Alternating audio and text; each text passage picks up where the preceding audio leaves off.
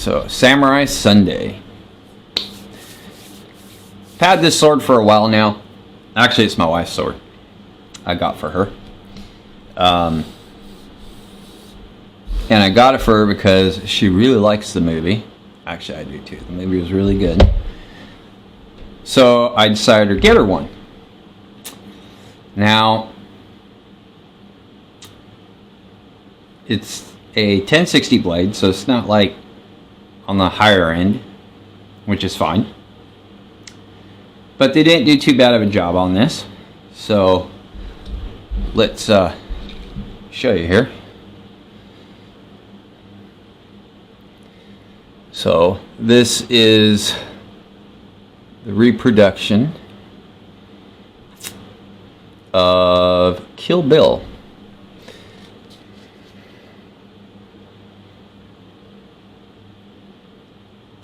Oh, there's the little engraving on the saya. The saya is really nice too. They did a nice job on it. And there's, of course, the logo. Now, the Seigyo knot actually, it's kind of funny, because the knot that they did on this is actually for tanto. That's how you do a tanto knot. So it's quite different and unique. Another thing on this, the shiradomes are actually glued in to the korigata, which is really nice.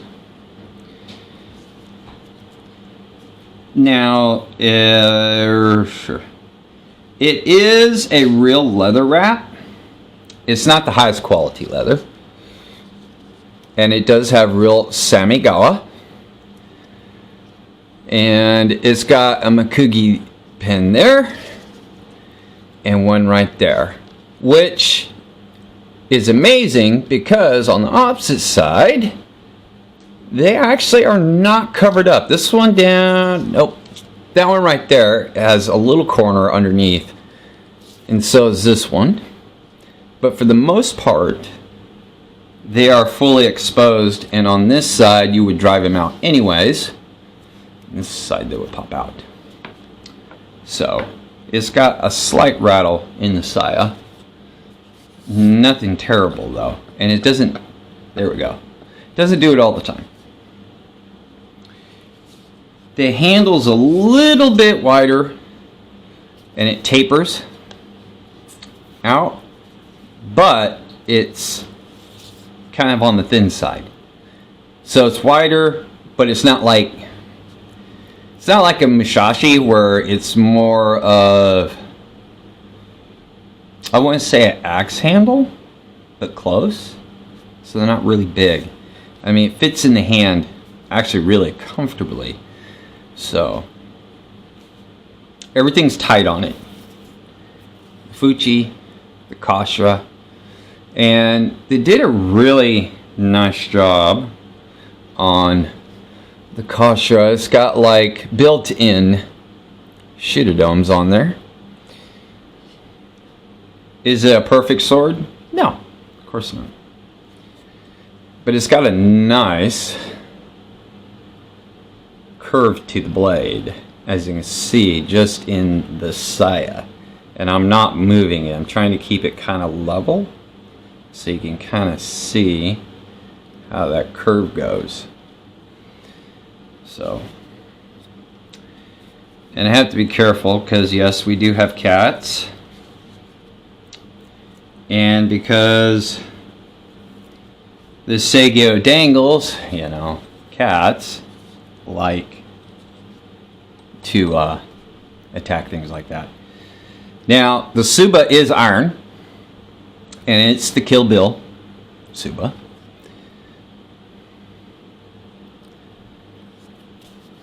Very simple. Sometimes I actually like kind of like simple Tsubas. The tensions, it's decent. I mean, I'm not going to do this really, really hard, okay? But it's a decent tension. It's not, if I hold upside down like you saw, it's not going to fall out. Okay. The mouth of the Koriguchi is done really, really well. But I know I just is probably not a hardwood. It doesn't look like it. So with a lot of use over time, you'll have to shim it a lot quicker than a hardwood saya. So now this blade is really beefy. It's a beefy blade. And since it's 1060, of course it has the Phony Hamon. Because 1060 doesn't take very well to differentially harden. That's why they will differentially harden 1065. So the blade length on this bad boy is 27 1/4. So it's a decent long blade. And like I said, the handle's wide, but it's kind of thin. So it's actually really comfortable in the hands. My Suwadi is kind of made that way. It's a little bit thicker because of the Ito wrapping that they do on it, but it's not terrible thickness. But my Suwadi is like that, where it's wide here and then it tapers down towards the end. So, and the Ito wrapping isn't bad. I mean, it's tight. You can kind of move some of the knots, but it's not like super loose. I mean, it's on par to what you normally get. And she's got an edge on it. It's kind of a hit and miss edge. I've never taken this to my stones. As I said, this is my wife, so she hasn't cut with this, and I haven't cut with it. Now the polish is a satin polish on the blade, so it's not a mirror polish. And the blade is really straight. Where's the point of balance?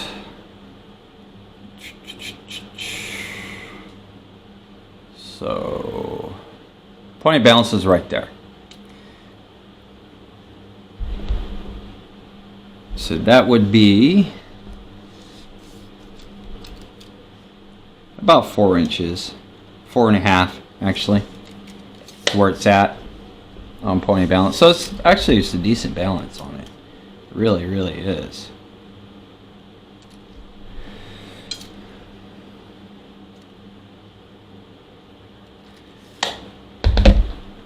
So standard 1 1/4 here. Up here it's 1 inch. So it's, like I said, it's a wide blade, because some of my blades at near the Kawasaki are under 1 inch. But this thing is it's got some heft to it.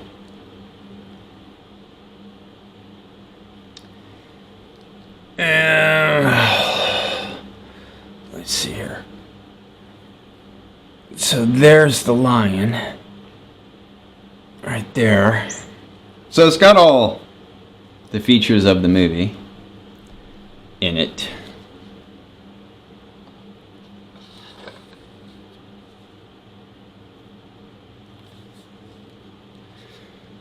And then along with it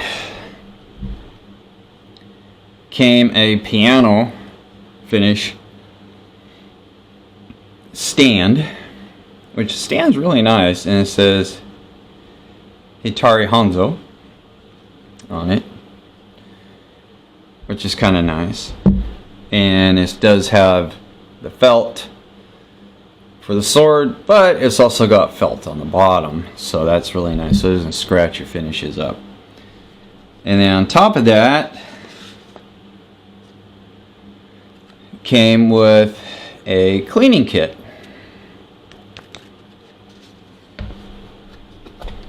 And it's got everything in it, of course. It's got the oil. Actually, it's got 2 bottles of oil, the hammer,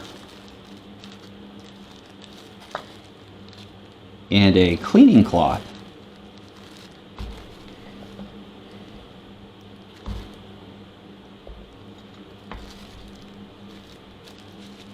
So it's got a little cleaning cloth right here. 2 little bottles of oil. And it's got a spare Makugi peg in there. So it's not a bad little kit. A lot of times you don't get like a cleaning cloth, you get, and it's like a microfiber, you get rice papers in them. Because the rice paper absorbs the old oil really well, that's why. So, a decent little replica for around, I think it was 94 or something like that. I like that they glued the Shitadomes in, because as we all know, the Shitadomes normally aren't glued in, so they just, when you untie your Seigo, they rattle around. Why they don't glue them in? They should just put a little glue on there and call it good, but they don't. The only thing I would say is, and I have I think another sword, a couple swords like this, is the Kurogata. Now, I noticed in the movie it's like that though, too. I was looking at it earlier. Kurogata is way too far down. It should be more up here. But like I said, in the movie, the Kurogata for some reason is way down here. I don't know why. Maybe for just looks. Because that would, if you wore this in an obi belt, that would kind of hinder you. Because you have this much sticking out still. Hence, if you get a hand there, that's right about here is where Kurogata should go. But it's a movie reproduction. Like I said, I watched the scenes from it, and the Kurogata is actually that far down, so at least they got all the details right. So you can't complain about that.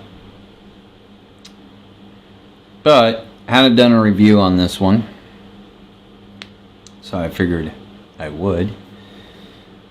And that is my review on the one reproduction of the Kill Bill Bride's Blade, Hattori Hanzo. Fun fact, there was a real person called Hattori Hanzo, except he was not a swordsmith. He was a samurai slash ninja who worked for the Tokugawa during the 15th century. So, might do a little